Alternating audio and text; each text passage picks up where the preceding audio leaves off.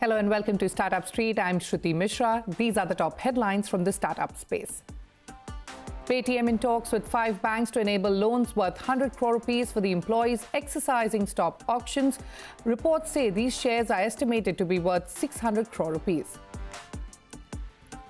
Don't want user to be the product anymore, says former WhatsApp business global head Neeraj Arora, who has co-founded a new social media platform, Hello App, tells CNBC-TV18 that privacy is the foundation of the new platform and promises that Hello App will not track the user or try to get her addicted. Healthify Me launches an equity buyback program worth $12 million for about 100 of its key current and former team members. Angel investors like Gopal Srinivasan, MD TVS Capital Funds and Micromax will also receive up to 15x returns on their investment. Ola launches its electric scooters, S1 and S1 Pro. Deliveries will commence in October in over 1,000 cities, and exports to countries in Asia, Latin America and Europe will begin in the coming months. Cryptocurrencies continue to recover, retaking $2 trillion market cap. Bitcoin gains almost 3% in today's trade, and Ethereum is up 4%. Those were the headlines we're tracking for you this evening. The much-anticipated Ola e-scooter was launched coinciding with the 74th Independence Day. The scooter is priced at 99,999 rupees for the entry-level models. My colleague Mugdha Warrior had the chance to speak with the company's Chief Financial Officer, Varun Dubey, to understand the kind of response they have received with respect to the new launch and the likely outlook on purchases. We will get you that interview, but before that, let's go across to Mugdha Warrior. Well, I'm coming to you from Ola's office here in Bangalore, where they're showcasing their newly launched scooters, the Ola S1 and the S1 Pro. And these are the new electric scooters from the stables of Ola, and they have some industry-leading features and performance. The Ola S1 has a range of 121 kilometers, while the Ola S1 Pro has a range of 181 kilometers, so definitely industry-leading.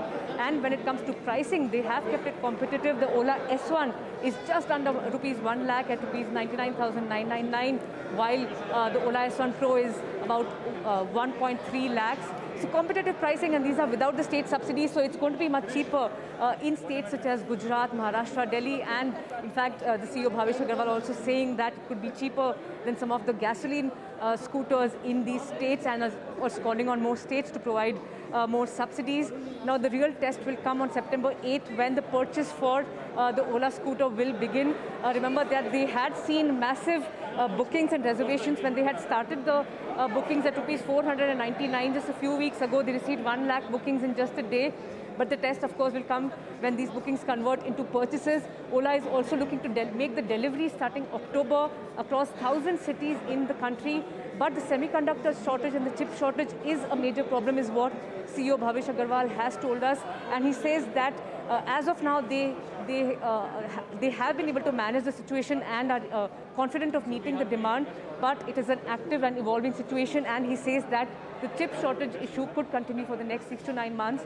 So yes, Ola has brought out an industry-leading competitive scooter. It is to be seen whether that converts into demand from the customers and will grow the market, and of course, whether they can make their deliveries as scheduled. When we opened reservations a few weeks ago, in the first day we had over 1 lakh reservations, and those reservations came from across India. This is not just a metro phenomena. We are seeing this obviously in the metros, but also in the cities, in the towns, in the taluks, and over 1,000 such locations people have ordered.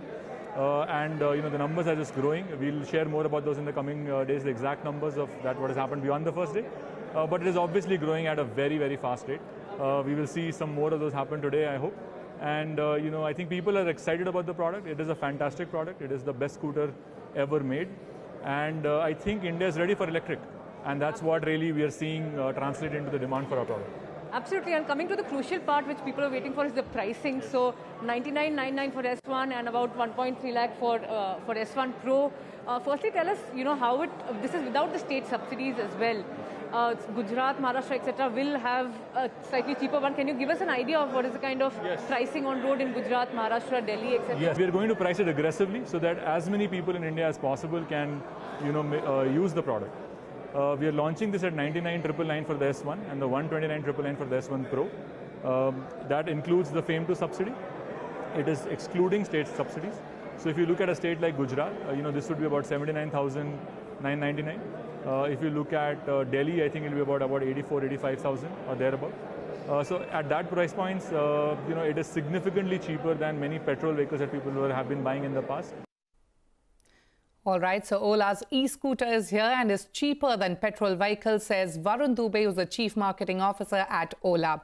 Moving on-demand private driver hiring app DRIVEU recently launched a super app for car owners in India. Now, as the online car commerce market picks up, DRIVEU now aims to assist users for all services around a vehicle's life cycle.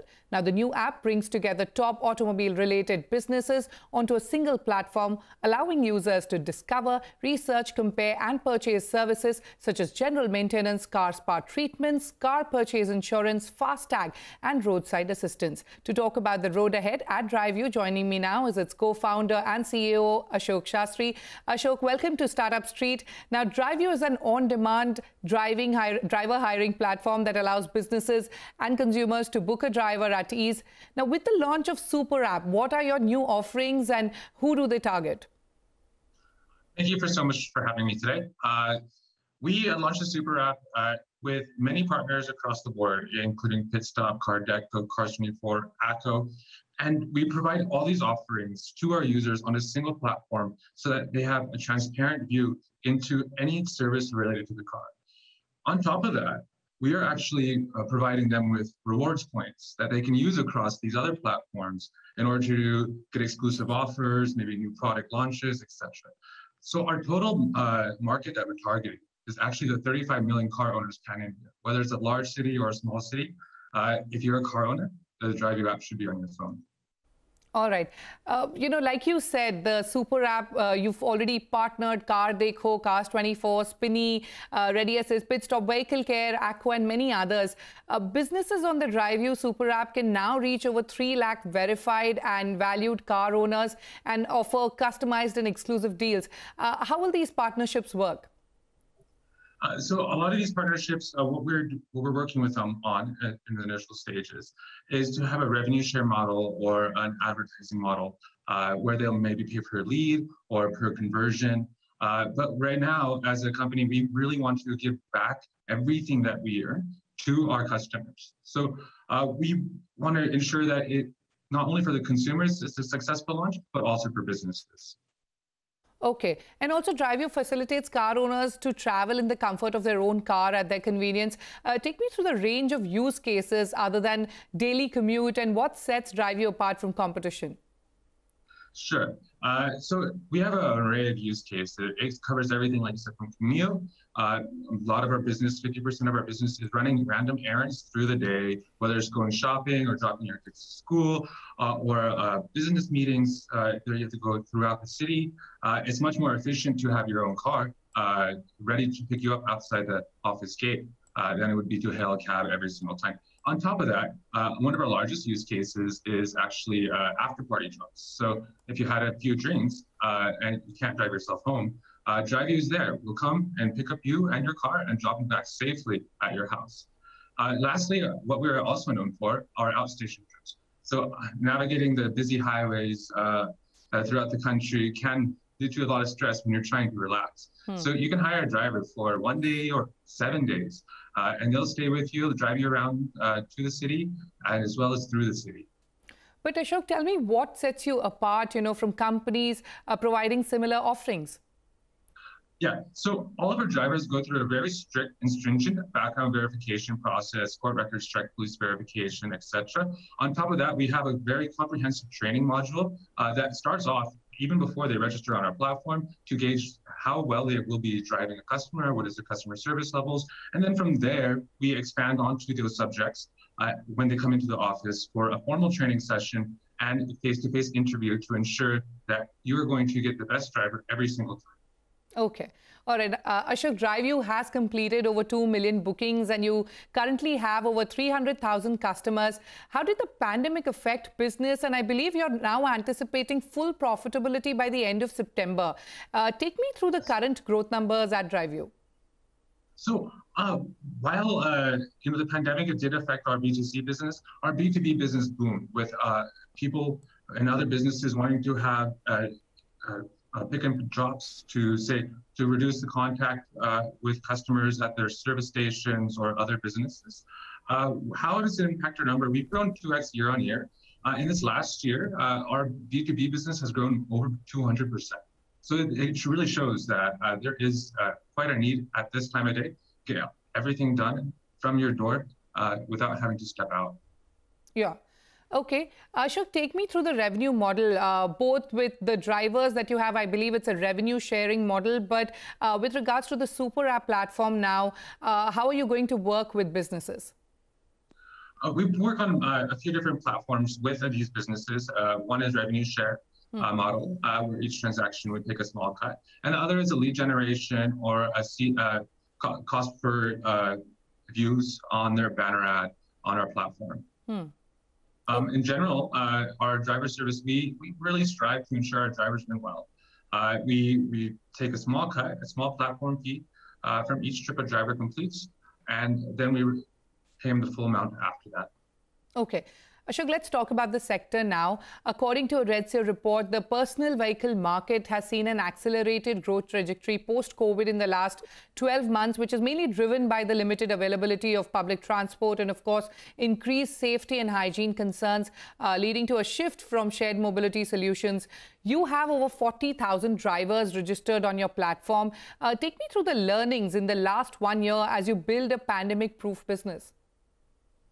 With our drivers, what we've always preached from the beginning is you have the 3 R's: respect, response, and revenue. We show our drivers the utmost respect. We ensure that they get a prompt response. And for us, we make sure that they earn well. Many ex-cab aggregator companies, they started decreasing the payouts for them. And over 65-70% of our new drivers onboarded are ex-cab drivers. We focus on unit economics so that we will be achieving profitability within the next month, as well as ensuring our drivers have a livelihood, earning up to 30,000, 35,000. Some drivers, exceptional drivers, earning 65,000, 70,000 per month with DRIVEU. Okay, all right. So like you said, DRIVEU connects consumers and businesses to qualified, uniform, trained and background verified drivers. You spoke about training and verification checks. If you could elaborate more, what are the kind of checks you undertake? So first, they have to submit all of their documents to us for us to run a proper background check through one of our API integrated background verifiers. Once we get a response saying that their DL is active, that they don't have any challenge, they don't have any outstanding cases, we bring them in, or any cases in general. We bring them into our office when we go through a face-to-face interview. This lets our team assess whether they're a great personality fit that they would want to be driven by. If they pass that, then we'll bring them into a training room. We'll spend 2 to 3 hours going through different modules around customer service, how to use technology, what do you do with different situations you may encounter, and also training on our own app. We take pride in each driver that pass their test, and then once they pass the test, then we will allot them a uniform, and we'll have a pledging support program that we'll follow up with them, make sure that the bookings that they're taking, customers are satisfied. And it's a continual training. Over this pandemic, we built a learning management system where our drivers have to complete in-app training every single time they log in. This different protocols around COVID safety, or if it's a new type of booking, or if we just want to remind them, hey, open the door for the customer, to greet them, hello, sir, hello, ma'am. Okay. All these small things we do in our app through our in-house training modules. Okay, all right. Ashok, with the super app, you're now tapping into a $52 billion market that will potentially double within the next 5 years as car ownership continues to increase. So how do you aim to increase presence, and what geographies are you looking to expand in? We are currently in 13 cities throughout India, and we have now the opportunity to tap into any city where there's vehicles. You can avail our insurance options or RTO information on the app. You can recharge your fast tags directly. So literally every single car owner becomes our customer with this super app launch. All right, Ashok, many thanks for joining us on Startup Street. Unfortunately, we've completely run out of time. Wish you the very best with all your future plans. Thank you so much for having me. All right. On that note, it's time for us to take a short break. Before the break, we'll move to a CNBC-TV18 exclusive from the Silicon Valley. We don't want user to be the product anymore. That's the word coming from the former WhatsApp business global head, Neeraj Arora, who has co-founded a new social media platform called Hello App. Speaking to CNBC-TV18's Shireen Bhan, Arora said that privacy was the foundation of the new platform and promised that Hello App will not track the user, show her ads, or try to get her addicted. Listen in. I think we absolutely need something after many, many years of how the social media has existed, from like the early days of MySpace to what we have now, right? And we saw this problem that, you know, most of the social apps that you have used today have devolved into something else. They're no longer about your real relationships. Privacy is not really something, you know, they think about or are built for, right? So when we started Hello App, the idea was, can we build something which is for people who you actually know in your life? So there's no brands and celebrities and ads and other things that you usually see on all the other apps. So you can actually have a real conversation like we are doing it right now, right? People who you actually know, real conversations, and obviously privacy is the foundation of what we do, everything at Hello App. So that's how we thought of, you know, why it should exist and why we want to do it. So this is in a sense a pushback to what we're seeing happen with social media, the fact that customers have become commoditized, data is being monetized in many different ways. So this is your attempt at undoing the wrongs that you believe that social media currently has sort of morphed into. You're absolutely right. I think we don't want users to be the product anymore. You are the customer. You pay for what we build and the service we build for you. And there's nothing that comes in the way. We don't track you. So eventually it's going to be a paid service. Right. So some proportion of our user base will pay. We are working on building some premium features. And once we are ready with that, we'll launch it. And then there is a direct relationship between the user and Hello App. There is no advertisers in the middle. We don't track you. We don't serve you ads. So it's completely private, yeah. So Hello App says it won't track you or show you any ads. With that, it's time for us to take a short break. On the other side, we speak to content production company OML CEO on how COVID affected its business and its growth plans. Stay tuned.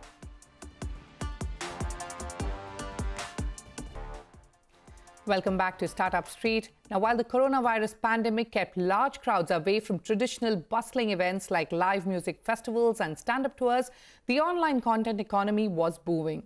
Only Much Louder, a company that wears many hats as a content production company, from live event and artist management and increasingly brand solutions provider, posted a 100 crore rupee turnover for its global creators network vertical.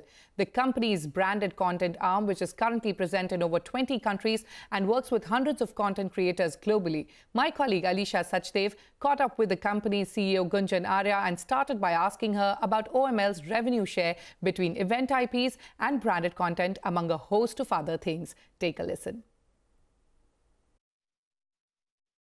I think the kind of reach that branded content offers is obviously not the same scale of a live event. I think a live event is a lot more intimate. It allows you to build an experience which can be completely owned by the brand's philosophy and what the brand is trying to communicate.